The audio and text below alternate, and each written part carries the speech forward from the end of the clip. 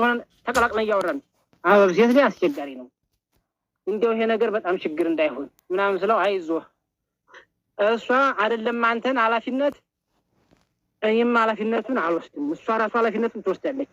አልፎ ተርፎ ለቤተሰብ አስምንትራስ ብያለሁ እና አብረው እንዲሆኑ ያህል እንጂ ተጠያቂነት ምንም አይመጣብህም ብሎኛል። ይሄም በስነ ስርዓት ለምንድን ነው ከነሱ ተለይቶ እሱ ተጠያቂነት አይመጣብህም ብሎ መጀመሪያ ያለ ምን ስለሚሆን ነው? ምን ስለሚፈጠር ለስራ ሞራ ጌታ አራት ቁጥር ይቅርብሽ ምናምን ተጨቃጭቀው ቢሆን ነው ዞሮ ዞሮ ከዚያ እኔም ኃላፊነቱን እሱም ከራሱም ላይ አውርዷል። ገብቶሻል?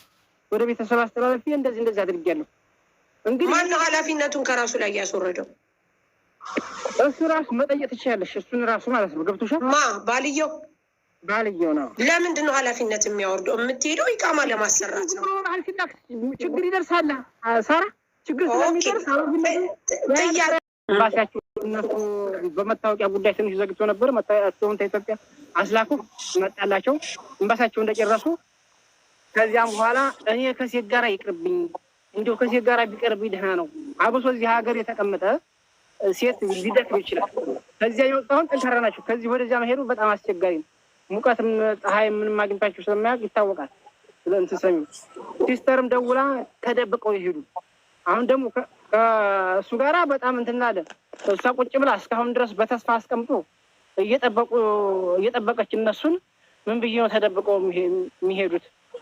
በኋላ ሄደዋል ብለው አይቀየመኝም? እንዲህ ምን ብዬ ነው የምለው? ተወከላ አላህ እንግዲህ ፈጣሪ አምላክ ከነሱ ጋር ይከተላቸው። ይሄንን ማለት አልችልም፣ ይቀየመኛል። አዎ እዚያ ሊሄዱ ነው ነገ ተባለ። ሄዱ፣ አደሩ። አልተጫኑ መሰለኛለታ አድሮ ማግስቱ መስለኝ ደግሞ እንደገና የተጫኑ። ማን ይዟቸው ሄደ? ለማን ነው 5000 የከፈልከው? ለይመች ነው 5500 የተናገርኩ ከይመች ነው። ይመች የሚባለው አንተ ነህ የምታውቀው። ያገናኘው ልጅቷን አንተ ነህ። ምን ብለህ አውርተህ ነው ያገናኘው? እንደምን ብለህ ወደ ኢትዮጵያ ለመሄድ ነው። ኤምባሲ ምናምኑን እንደሚያልቅ ይታወቃል። ሁሉም ሰው እኮ አዲስ እኮ አይደለም እኮ ይሄ ሲሄድ ሰው። እሺ ይመች የሚባለውን አንተ ስታናግር ለሚመጣው ነገር ተጠያቂ ነህ አንተ ከራስህ ላይ አውርደሃል። ከባሏ ጋር ተነጋግረህ ችግር የለም። ይመች የሚባለውን ምን አልከው አንተ? ይቺ ልጅ ልትሄድ ነው ወደ ኢትዮጵያ። ብሩ ይሄን ያህል ምንም ያልኩት ነገር የለም። 800 ብር ይይዛሉ፣ ሌላውን ሱቅ ያስቀምጣሉ። ሁሉም በየሽ ነው። እዚያ ጨርሰው ድንበርን ቆርጠው እዚያ ፈርሻም ሆነ አራቁ በደረሱበት ሰዓት ነው ያንን የሚያስተላልፉት። ገብቶሻል? እንደዚህ አይተባል ነው በቃ ያለው ይሄ ነው። ከዛ አውርታል አላወራም? እነሱ የሄዱበት ቀንም ምን ቀን ነበረ? ዞሮ ሐሙስ ዕለት ይሁን ሮብ ዕለት እኔ አበብ ታስታውሳለህ? እንዲህ እስኪ የሄዱበት ቀን ዞሮ የሞተችው ሁለት ማታ ነው። ሁለት ማታ እና የተደወለልኝ እሺ ምን ብሎ ተደወለልህ? ሁለት ማታ እንደዚህ ራሴን ልሰራ ድስት ምናምን እያጣጠምኩ ማታ ነው። ልክ ላይን ወረብ ብሎ ማሸት ብሏት ማታ ነው። በቃ በዚያ ሰዓት ነው ተደውሎ ጉድ ሆነናል እኮ ጌታ ሆነ ጉድ ሆነናል አለ። ምንድን ነው የተፈጠረ ነገር ምንድን ነው? መጀመሪያ ሰዋል ይመች።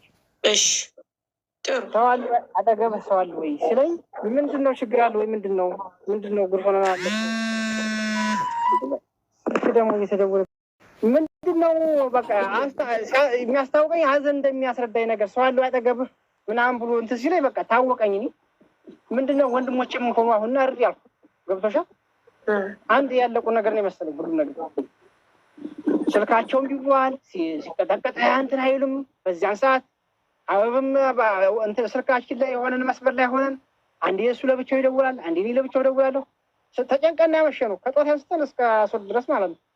ተጨንቀን መስመር ላይ እሱም ለየብቻው አንድ መስመር ላይ ሆነን ለየብቻችን እሱ ይሄዳል እየደወለ እኔም እየሄዱ ይደውላለሁ። ምንም ስልክ አይነሳልም። ልክ ከዚያ እንደዚያ ብሎ ሲለኝ ወንድሞቼ ምን ከሆኑ ምናምን ብዬ እንትን ስል ወንዶቹ ምን ይሆናሉ? ወንዶቹ ምንም አሆኑ። እሷ ናት የሞተችው፣ ሀና ናት። አበባ መሰለኝ ልያችን መሳይ እኮ ሞተች አለኝ። ሞተች። በዚያው እንትን አለን። እዚያ በቃ አወራን። ከዚያ ቆየት አለሁኝ። ያው ከእሱ ጋር ተለያየን። ደወልኩ እኔ እዚሁ ጓደኛዬ ጋር ጎረቤት አለ። ደወልኩ እንደዚህ ተፈጥሯል ሞታለች ብሎ ነገረኝ። ስለዚህ ሂድና እኔ ደውዬ እንትን ነው ይደነግጣል። ስለዚህ ሂድና እዚያ አንተ በአካል ቀስ በሉና ሁላችን ተሰባሰቡና አስረዱት ምናምን አልኩት። እዛ ለጓደኛ ለእሱ ጎረቤት ላለው ማለት ነው። ሄደ ለእሷ ያው እሱም ያው ደስ አላለው። ሙያችንን ስናወራ ከሰዓት ሳብሶ እሱም ሆዱ ብርድ ገባ፣ እኔም ሆዴ ብርድ ገባ። ዝም ብለን መስመር ላይ ተቀምጠናል እንጂ ምንም የምናወራው ነገር የለም። አለፍ ገደም እያልን እየደወልን ያለ ነው።